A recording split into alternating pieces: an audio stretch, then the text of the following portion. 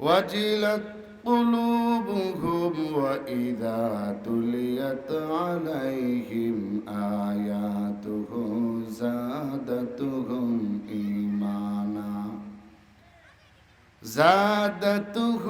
إيمانا وعلى ربهم يتوكلون الذين يقيمون الصلاة ومما رزقناهم ينفقون أولئك هم المؤمنون حقا لهم درجات عند ربهم ومغفرة ورزق كريم. وقال رسول الله صلى الله عليه وسلم من قرأ القرآن فاستظهره فأحل حلاله وحرم حرامه أدخله الله الجنة أو كما قال عليه الصلاة والسلام إن الله وملائكته يصلون على النبي يا أيها الذين آمنوا صلوا عليه وسلموا تسليما. সকলে আমরা দুরূদ শরীফ পড়ি। اللهم صل على محمد وعلى آل محمد كما صليت على إبراهيم وعلى آل إبراهيم إنك حميد مجيد. اللهم بارك على محمد وعلى آل محمد كما باركت على إبراهيم وعلى آل إبراهيم إنك حميد مجيد. শহীদনগর পূর্বপাড়া সরকারি পুকুর পাড় জামে মসজিদের উদ্যোগে 53তম ইসলামী মহাসম্মেলন আজকের সম্মানিত সভাপতি আলহাজ হাফেজ কারি আব্দুল খালেক সাহেব দামাত বারাকাতুহু মুহতামিম গোয়ালবর হাফেজ গোলাম রব রহমতুল্লাহ হাফিজিয়া মাদ্রাসা।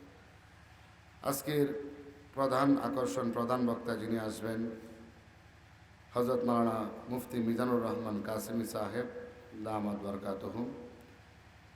আজকের আমার আগে যে আলোচক আলোচনা করেছেন আমাদের খুবই মহাব্বতের মানুষ, আপনাদের এলাকার কৃতি সন্তান, খুবই গুরুত্বপূর্ণ, খুবই জরুরি বয়ান যিনি পেশ করেছেন মুফতি মেরাজুল ইসলাম তাওহীদ সাহেব দামাত বরকাতুহু। উনিও আলহামদুলিল্লাহ হাঁটি হাঁটি পা পা করে আলহামদুলিল্লাহ মাহফিলের ময়দানে, এই কোরআনের খেদমতের ময়দানে উনিও চলছে। আল্লাহ তাআলা ওনাকে কবুল করুক, সকলে বলেন আমিন।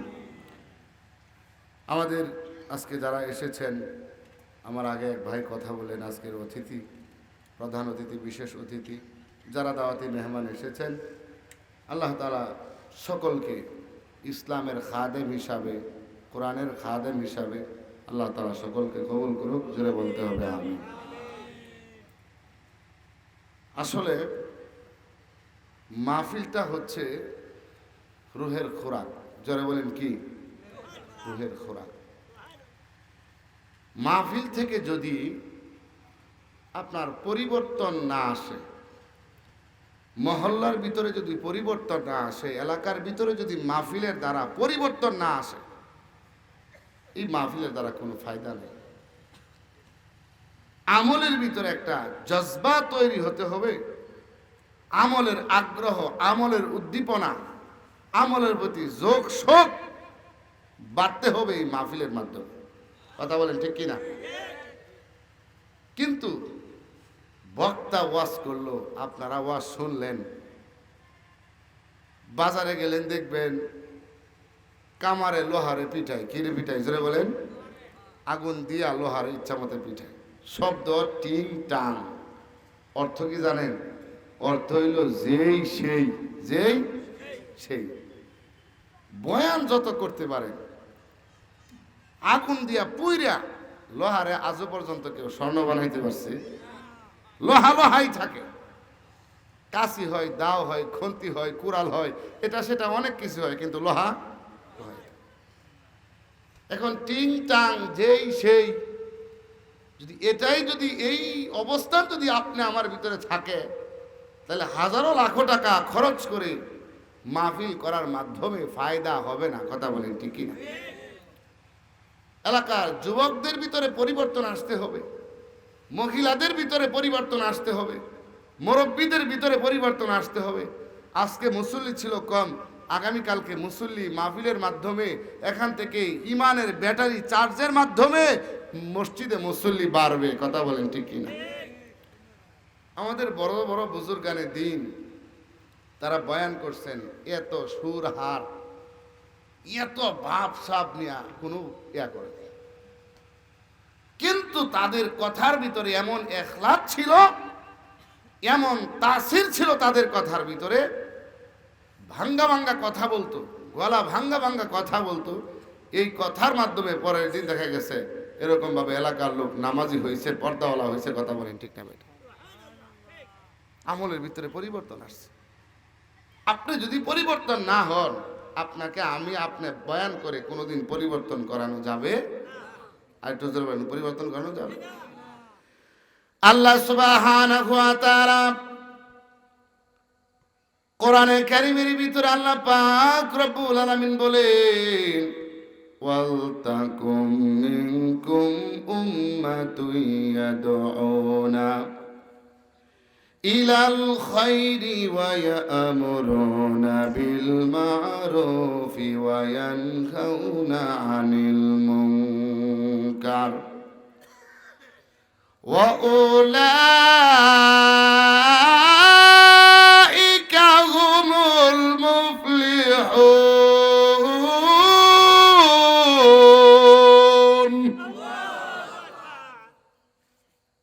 আল্লাহ সুবহানাহু ওয়া তাআলা আয়াতে কারিমার ভিতর আমার আল্লাহ জানায়া দেয়, তোমাদের মধ্যে এমন একটা দল, তোমাদের মধ্যে এমন একটা জামাত হওয়া জরুরি, যারা মানুষদেরকে কল্যাণের দিকে আহ্বান করবে, কল্যাণের দিকে ডাকবে, মানুষদেরকে সৎ কাজের আদেশ দিবে, অসৎ কাজ থেকে মানুষদেরকে নিষেধ করবে। যাদের ভিতরে এই গুণগুলা পাওয়া যাবে, আমার আল্লাহ বলি ওই দলটা, ওই ব্যক্তিটা হইল সফল কাম। বলেন সুবহানাল্লাহ। এই জন্য এত সুন্দর করে কোরআনের মাজমাকে সাজানো হয়েছে। এই যেই বাড়িতে আপনি এখনো বসা, যেই ঘরের ভিতরে আপনি বসা, এই ঘরের ভিতরে কিন্তু আপনি থাকতে পারবেন না। কারণ আমার দাদা পরদাদাও থাকতে পারে নাই, আমার দাদাও থাকতে পারে নাই, আমার আব্বাও থাকতে পারে নাই, আমার মাও থাকতে পারে নাই, আমিও থাকতে পারবো না। কথা বলেন ঠিকই না? এই ঘর কিন্তু আপনাকে একদিন ঘর থেকে বের করে দেওয়া হবে। এজন্য এই ঘর থেকে বের হওয়ার আগে এই যে বাবা আমার, হাদিসের ভিতরে বলা হয়েছে যে জায়গায় কোরআনের আলোচনা করা হয়, এই জায়গাটা হলো জান্নাতের বাগান। বলেন না সুবহানাল্লাহ। হুজুর, মসজিদের পাশে একটা ক্ষেতের মধ্যে, মাঠের মধ্যে বৈশা বয়ান শুনতেছি, এই ঈদগার মাঠটা কিভাবে জান্নাতের বাগান হয়? আপনারা এখান থেকে কোন জায়গায় গিয়া বড় বড় গাড়িতে ওঠেন, বাসের মেঝে ওঠেন, কোন জায়গায় যায় ওঠেন? জয়নাবাজার না? জয়নাবাজার যাওয়ার পরে দেখবেন শ্যামলী পরিবহন আছে, ইমাম আছে, রাজীব আছে, সোনার বাংলা আছে। আছে না নাই? জোরে বলেন। বলতেছে ওই ঢাকা ঢাকা ঢাকা, হেল্পার যে আছে উনি বলতেছে ঢাকা ঢাকা। আচ্ছা, ঢাকাটা কি জয়নাবাজার না ঢাকার অনেক বহু দূরে? তো উনি যে এখানে ঢাকা ঢাকা বলতেছে, ব্যাপার কি? ব্যাপার হলো যদি কেউ টিকিট ক্রয় করে ওই গাড়িতে উঠতে পারে, ওই গাড়ি তাকে গন্তব্যস্থান ঢাকা পৌঁছে দিবে। কথা বলেন ঠিক কি না? ঠিক তদ্রূপ ভাবে এই যে আমরা যেখানে বসছি এটা জান্নাতের বাগান না, রূপক অর্থে ব্যবহার করেছে, এটা জান্নাতের বাগান।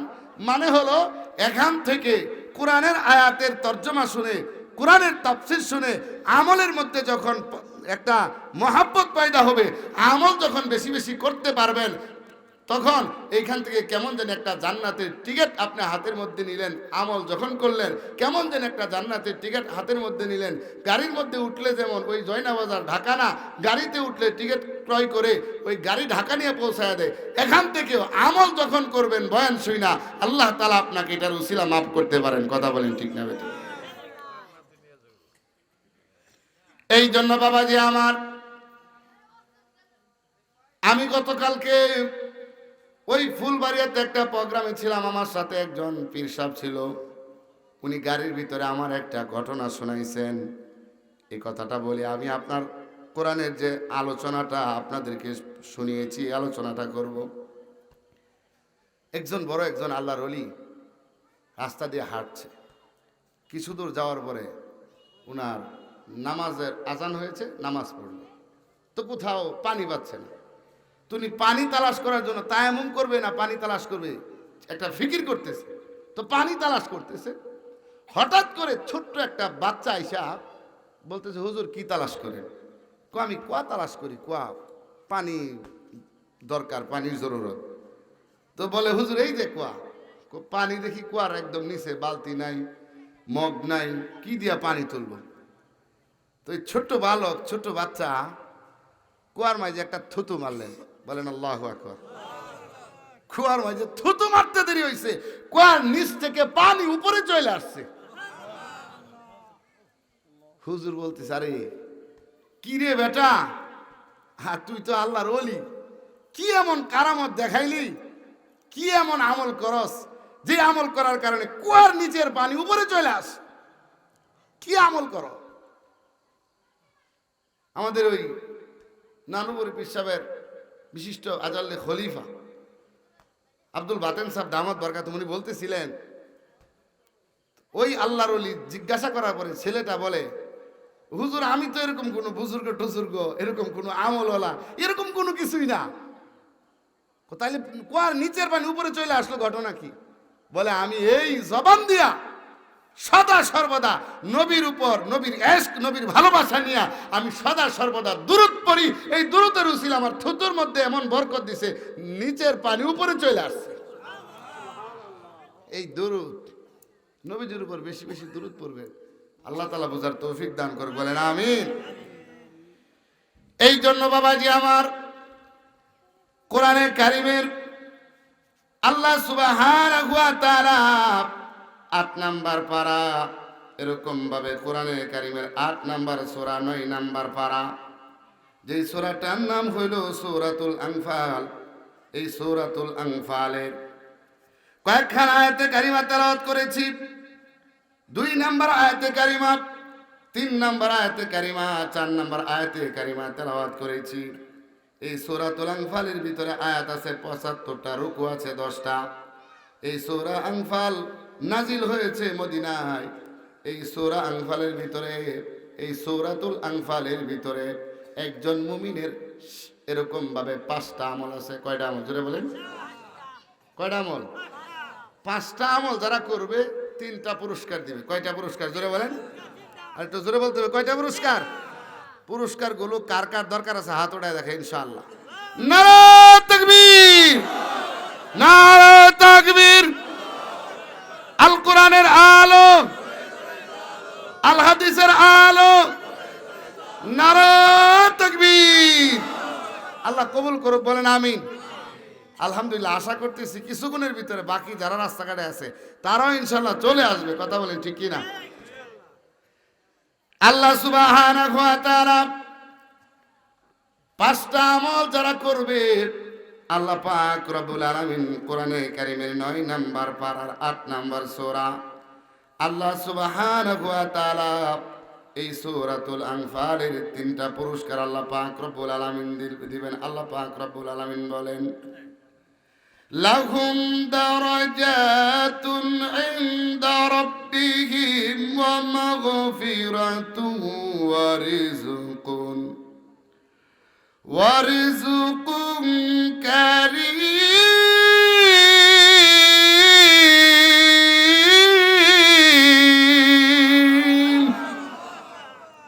আরেকটু জোরে কোন আল্লাহু আকবার। কষ্ট হইতেছে? আল্লাহ আমাদের সবাই আমল করার তৌফিক দেন। আমার না বয়ান করলে সত্য কথা এত ভয় লাগে, আরে আমি যদি বয়ান করে আমি নিজেই না আমল করতে পারি। মানুষের দুনিয়াতে আমার অনেক বাহবা দিল, অনেক মারহাবা দিল, কিন্তু আপনারা দেখলেন আমি জাহান্নামে গেলাম। তাইলে আমার এই ওয়াজের দ্বারা কোনো লাভ হয়েছে না, আমি নিজেই পথভ্রষ্ট। কথা বলেন ঠিক কি না? এজন্য আমিও যাতে আমল করতে পারি, আপনারাও আমল করতে পারেন, আল্লাহ কবুল করেন, বলেন আমিন। আমল করবো তো ইনশাআল্লাহ। কই আমরা তো কোনো জায়গায় টাকা পয়সা চাই নেই না। আমরা যদি কন্ট্যাক্ট করতাম, একটা কথা ছিল যে টাকা পয়সা চাই নেই, এবার রোজে কি হইতো, টাকা 1 টাকাও না দেন। কিন্তু আমার কথা হলো, যুবক তুমি 5 ওয়াক্ত নামাজ পড়ো, যুবক তুমি টুপি লাগাও, যুবক তুমি মুখে দাড়ি আনো, যুবক তুমি জিনার কাজের মধ্যে লিপ্ত হও না, খারাপ কাজের মধ্যে লিপ্ত হও না। দরকার হয়ে তোমার পায়ে ধরতে তৈরি আছি, তারপরে তুমি নেকের কাজে আগ্রহ বাড়াও, গুনার কাজ থেকে তুমি বিরত থাকো। কথা বলেন ঠিক কি না? এই মাহফিলগুলা আমাদের মুরব্বী আকাবির দিন, বড় বড় বুজুর্গানের দিন সাইকেল দিয়া হাইটটা বাইতে খানা নিয়া এই মাহফিলগুলা প্রচলন চালু করছে। কথা বলেন ঠিক না বেঠিক? আপনারা মুফতি আমিনী রহমতুল্লাহ আলাই নাম শুনছেন নি?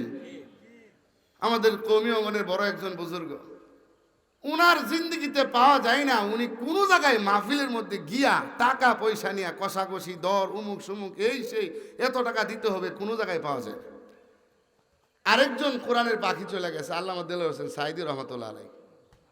উনি যখন মারা গেছে, ওনার এক মাহফিলে উনি 3 বার ওনারে দাওয়াত দিছে, 3 বার একবারও কি দেয় না, হাদিয়া দিছে না। হুজুর চলে আসছে, এরপরে এত মোটা অঙ্কের একটা হাদিয়া ওনারে দিছে, বিশাল বড় মোটা অঙ্কের হাদিয়া। বলে কি ব্যাপার, 3 বার হাদিয়া দিলেন না, এইবারের মাথায় এত হাদিয়া? বলে হুজুর আগে আপনারা টেস্ট করছি। কি করছি জোরে কোন? পরীক্ষা করছি। আমাদের অবস্থা হলো এমন, বক্তার না হইল সবুর, আর মাহফিল কমিটির নাই হইল ইনসাফ। কথা বলেন ঠিক না বেঠিক? এক বক্তারে আইনা 70,000 টাকা দিতেছে, আরেকজনের আইনা 3,500। জোরে বলেন কত? আরো দুঃখের বিষয় হলো, যেই সমাজের মানুষ বক্তাকে আইনা 80,000 টাকা দেয়, সেই সমাজের মানুষের ইমামের বেতন হইল 7,500। আছে না নাই? ইমামের বেতন 7,500। এই মিয়া যেই বক্তা আনছেন 70,000 টাকা দিয়া খরচ করা, আলেমরে দেন, আরো বেশি দেন, 1 কোটি দেন, আমার সমস্যা নাই কোনো। কিন্তু আমি কথাটা বুঝাইতে চাচ্ছি, মেসেজটা এটাই দিতে চাচ্ছি, যেই আলেম 5 ওয়াক্ত নামাজ পড়া, আপনার বাপ মেরে গেলে জানাজার নামাজ পড়া, আপনার বাপের গোসল দে, কাফন দাফন করা, সব করে, রাতের 3টা বাজে আপনার মেয়ে যদি এক কইরা কান্দা দে, এটারে যারার লাগে রাতের বেলা ইমাম সাহেব রাইনা নাকি না? আরে কথা বলেন নাকি নাকি না? যে ইমাম সাহেব 24 ঘন্টা সার্ভিস দিতেছে আপনারে, তার বেতন 7.5। কত জোরে কোন? আরেক বেড়া 1 ঘন্টা ওয়াজ কইরা উনারে আপনারা দিতেছেন 70,000, 80,000, 1 লাখ। আছে না নাই? জোরে কোন? এটাকে বলা হয়, উলামায়ে কেরাম বলে, নিজের মাকে ভাত কাপড় না দিয়া, খাবার না দিয়া হরিরে হজ করা। হরিরে হজ করা মানে বুঝেননি? শাশুড়িরে হজ করা। নিজের ইমামের প্রতি খেয়াল রাখেন, নিজের মুয়াজ্জিনের প্রতি খেয়াল রাখেন।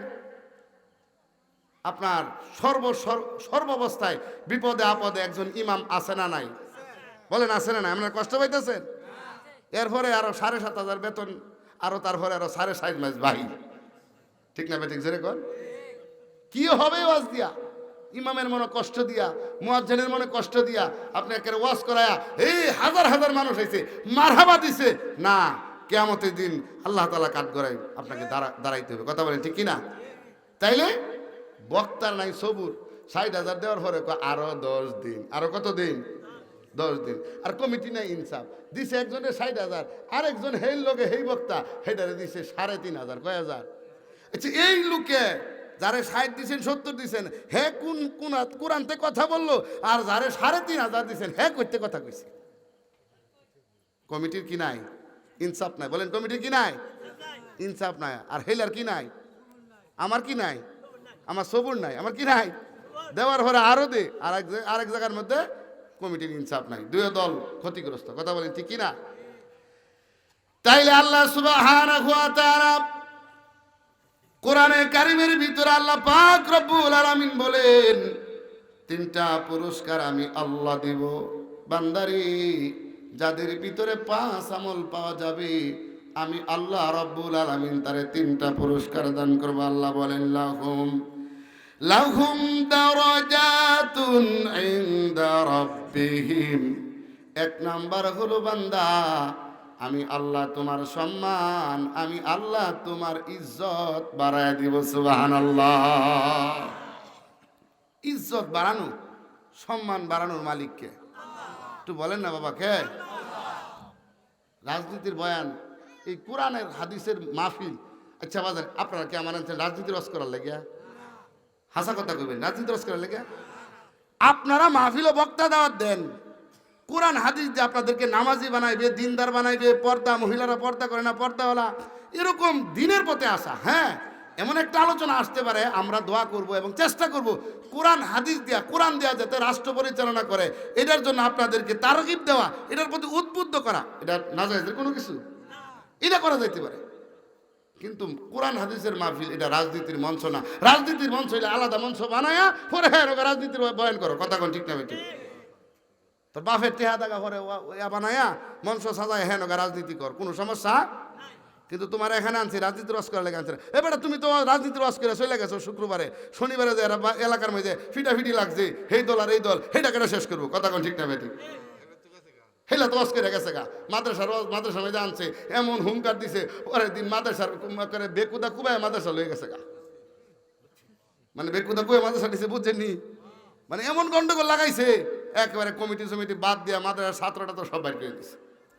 কেটা বলছে তোমার হেন রাজনীতির বয়ান করার লেগে? রাজনীতির বয়ানের জন্য এই ঢাকা আছে না, সরোবর্তী ময়দান আছে না, হ্যাঁ গিয়ে বাপের খেত বেচা পরে মনে করেন যে একটা মাহফিল দিয়া পরে হ্যাঁ ইচ্ছা মতো কেউ 10 জনের টাকা দিয়া তুমি রাজনীতির বয়ান করবে, এটা চলবে? কিন্তু কোরআন দিয়া রাষ্ট্র পরিচালনার জন্য দোয়া করা, চেষ্টা করা, মেহনত করা, এটার জন্য আলাদা একটা অবস্থান আছে না নাই? জোরে বলেন। এটার জন্য আলাদা একটা অবস্থান তৈরি করে। শাস্ত্র গেলে হুজুর কি ওয়াজে যাইতাম, হুদা রাজনীতি, বুঝলি কোন কি হুদা রাজনীতি। আল্লাহ আমাদেরকে বুঝার তৌফিক দান করে, কোন আমিন।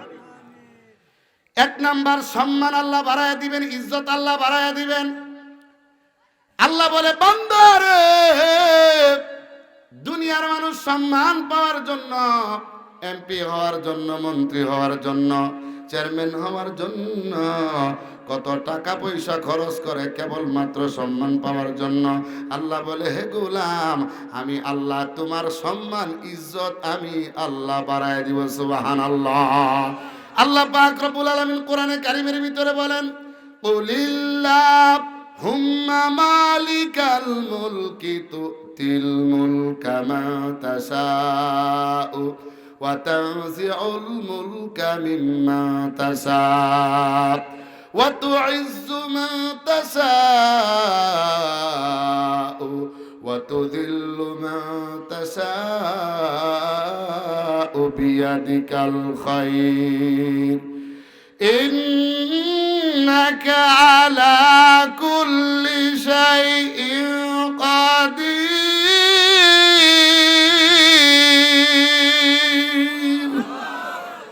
আল্লাহ আল্লাহ क्या मुबारक नाम है, अल्लाह अल्लाह मुमिनों का काम है। अल्लाह अल्लाह क्या मुबारक नाम है, अल्लाह अल्लाह आशिकों का काम है।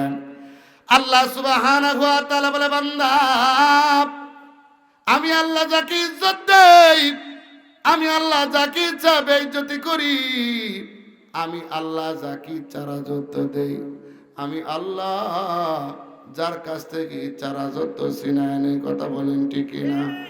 ইজ্জত দেওয়ার মালিক, সম্মান দেওয়ার মালিক কে? জোরে কর।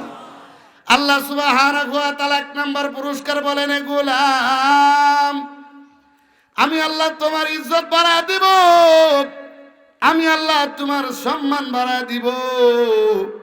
এরপর আল্লাহ সুবহানাহু ওয়া তাআলা বলেন, ওয়া মাগফিরাতুন, দুই নাম্বার পুরস্কার হলো, এ বান্দা, আমি আল্লাহ তোমার তামাম জিন্দেগীর গুনাহগাতা মাফ করে দিব। সুবহানাল্লাহ। আপনি আমি কি গুনাহ করেছি, আপনি আমার জিন্দগিতে কি গুনাহ হয়েছে, পৃথিবীর কেউ যেটা জানে না সেটা জানেন কে? জোরে কন। বাবাজি আমার, আপনি কি গুনাহ করেছেন আপনি নিজে জানেন, আমি কি গুনাহ করেছি আমি নিজে জানি। এজন্য বলা হয়েছে, পৃথিবী না জানুক আমি তো জানি, আমি কি পাপ করেছি হায়। পৃথিবী না জানুক আমি তো জানি, আমি কি পাপ করেছি হায়। আমার পাপের করলে বিচার, আমার পাপের করলে বিচার, বাচার আমার নাই উপায়। দয়াময় প্রভু মাফ করো আমায়, মাফ করো আমায়। মাফ করার মালিক কে? আর একটু জোরে বলে না, মাফ করার মালিক আল্লাহ সুবহানাহু ওয়া তাআলা। আল্লাহর এমন দয়া, আল্লাহর এমন মায়া, আল্লাহ পাক রব্বুল আলামিনের এত দয়া এত মায়া। আল্লাহ পাক রব্বুল আলামিন আল্লাহর রহমতকে 100 ভাগ ভাগ করে আল্লাহ 99 ভাগ আমার আল্লাহ তাআলার কাছে রেখে দিয়েছেন। এক ভাগ রহমত আমার আল্লাহ এই পৃথিবীর সমস্ত সৃষ্টিজীবকে আমার আল্লাহ এক ভাগ রহমত দিয়েছে, আর আমার আল্লাহর কাছে বাজার 99 ভাগ রেখে দিয়েছেন। এরপরেও একটা সন্তান, একটা এরকম একজন মহিলা, পিতা এবং মাতা তার সন্তানটারে কেমন পরিমাণে ভালোবাসে, কেমন পরিমাণে মহব্বত করে। একজন মহিলাকে ডাক্তারের কাছে নিয়ে যাওয়া হয়, মহিলা বাচ্চা প্রসব করবে। এইবার যখন অপারেশন থিয়েটারে নিয়ে যাওয়া হয়, ডাক্তার পরীক্ষা নিরীক্ষা করে বলতেছে, যদি সন্তানটাকে বাঁচানো হয় তাহলে মা বাঁচবে না, আর যদি মা বেঁচে থাকে সন্তানটা বাঁচবে না। ডাক্তাররা পরামর্শ করে বলল, যদি একজনকে বাঁচানো যায় আরেকজন বাঁচতে পারবে না। এইবার ডাক্তার পরামর্শ করে ওই পরামর্শটা তার স্বামীর কাছে গিয়া বলল। স্বামীর কাছে যা বলার পর স্বামী বলতেছে, ডাক্তার, গাছ যদি বেঁচে থাকে ফল পাওয়া যাবে,